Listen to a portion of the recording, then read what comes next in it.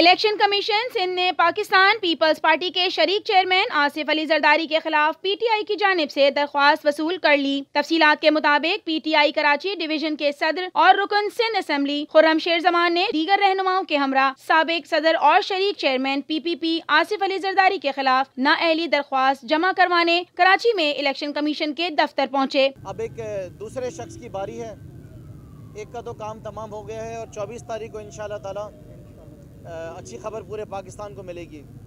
लेकिन उसके साथ साथ एक शख्स और भी है जो पाकिस्तान की तबाही के अंदर उसी तरीके से मुलविस है जिस तरीके से एक शख्स पंजाब में लगा रहा। और JIT ने भी कुछ अपने सबूत जो हैं जो कि मनी लॉन्ड्रिंग के सिलसिले में और जो गैर कानूनी अकाउंट्स हैं उसके सिलसिले में एक रिपोर्ट पूरी जमा करा दी है।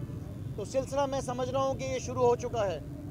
पाकिस्तान तहरीक इंसाफ ने ये फ़ैसला किया है कि करप्शन के अंदर जो बड़े बड़े हाथी हैं सबसे पहले उनके ख़िलाफ़ कार्रवाई की जाए और सबसे पहले उनको एक्सपोज किया जाए, और इसी सिलसिले में आज यहाँ पर हम भी मौजूद हैं। इलेक्शन कमिश्नर सिंध यूसुफ खटक ने कहा कि दरख्वास्त सेक्रेटरी इलेक्शन कमीशन को आपने खुद जमा कराना होगी, जिस पर रहनुमा PTI ने कहा कि आप लिख कर दे दें। इलेक्शन कमिश्नर सिंध यूसुफ खटक ने कहा कि आप बिला वजह इस मामले को पेचीदा बना रहे हैं। कानूनी अफसर इलेक्शन कमीशन ने कहा कि इस मामले पर अदालती कार्रवाई का इख्तियार इस्लामाबाद के पास है और दरख्वास्त सेक्रेटरी इलेक्शन कमीशन के नाम पर लिखी जाए। तहरीक इंसाफ के रहनुमाओं के इसरार पर इलेक्शन कमीशन दरख्वास्त इस्लामाबाद भेजने पर तैयार हो गया। इलेक्शन कमीशन सिंध की जानिब से बयान में कहा गया है कि हम सिर्फ इस दरख्वास्त को इस्लामाबाद रवाना करेंगे। ताहम खुर्रम शेर जमान ने मुतालबा किया कि तहरीरी तौर पर बताएं कि आप दरख्वास्त वसूल नहीं कर सकते, जिस पर दरख्वास्त वसूल कर ली गई। बाद-ए-अज़ां मीडिया से गुफ्तगू करते हुए खुर्रम शेर जमान ने कहा कि एहतिसाब का अमल बिला इम्तियाज जारी है। इदारे आज़ाद हैं। पाकिस्तान तहरीक इंसाफ ने हर इदारे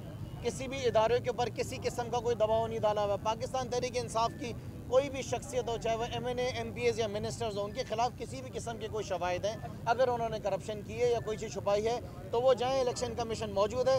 जिस तरीके से हम आज आए हैं, क्योंकि हमारी सियासत जो है मुफाहमत और मफादात के बुनियाद के ऊपर नहीं है। हमने ये फ़ैसला कर लिया है कि हमने इनको NRO नहीं देना है। जिन लोगों ने इस मुल्क का पैसा लूटा है, जिन लोगों ने करप्शन की है, जिन लोगों ने इस मुल्क के अंदर तबाही फेरी है, उनको अब जेलों में जाना पड़ेगा।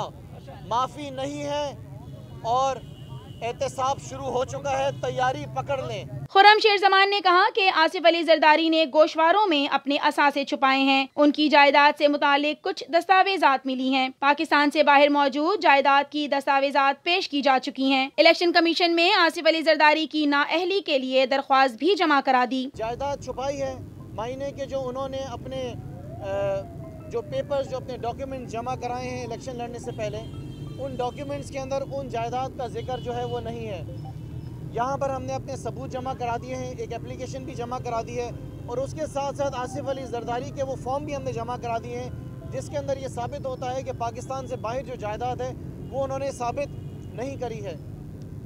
हम इलेक्शन कमीशन से ये गुजारिश कर रहे हैं कि तहकीकात की जाए, जो सबूत हमने फराहम किए हैं, और उसकी बिना के ऊपर आसिफ अली जरदारी को अगर हम ये हमारे जो डॉक्यूमेंट्स हैं, जो हमारी एप्लीकेशन अगर ये सही होती है तो उसकी बिना पे इनको नेशनल असेंबली की सीट से डी-सीट किया जाए। JIT भी तहकीकात में मसरूफ है। JIT तहकीकात करे कि ये जायदाद किस तरीके से खरीदी गयी। पूरा पाकिस्तान जानता है कि पाकिस्तानियों का जो पैसा है, जो इनकम टैक्स पेयर्स का जो पैसा है, वो जो पाकिस्तान से बाहर गया है, वो किस तरीके से इस्तेमाल किया गया है। वो दुनिया के कौन कौन से ममालिक हैं जहाँ पर ये पैसा मनी लॉन्ड्रिंग के थ्रू भिजवाने के बाद जो है बाहर मुल्कों में जायदाद खरीदी गई है। जो हमारे मुल्क का हाल है, जो पाकिस्तान पीपल्स पार्टी की हुकूमत ने सूबे के अंदर जो आवाम का हाल किया है, जो तालीम का हाल है सूबे के अंदर, जो हस्पतालों का हाल है मुल्क के अंदर, जो बेसिक नेसेसिटीज़ के हालात हैं मुल्क के अंदर, वो सब जानते हैं।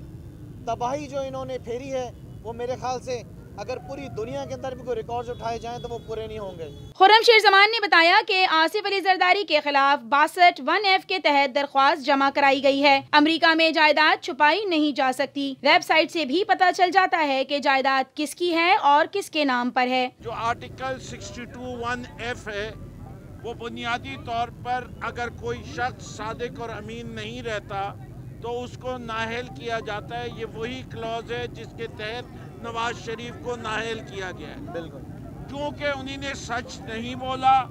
वो एक बहुत एक्सपीरियंस पॉलिटिशियन है, साबिक सदर हैं, पीपल्स पार्टी के को चेयरमैन हैं। उन्होंने अगर कोई जायदाद नहीं दिखाई तो इसका मतलब ये कि वो जायदाद छुपाना चाहते थे।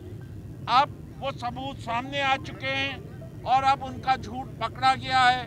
हम चाहते हैं कि इलेक्शन कमीशन फौरी तौर पे इसका नोटिस ले और उनको भी डिक्लेयर करें कि ये सादिक और अमीन नहीं है।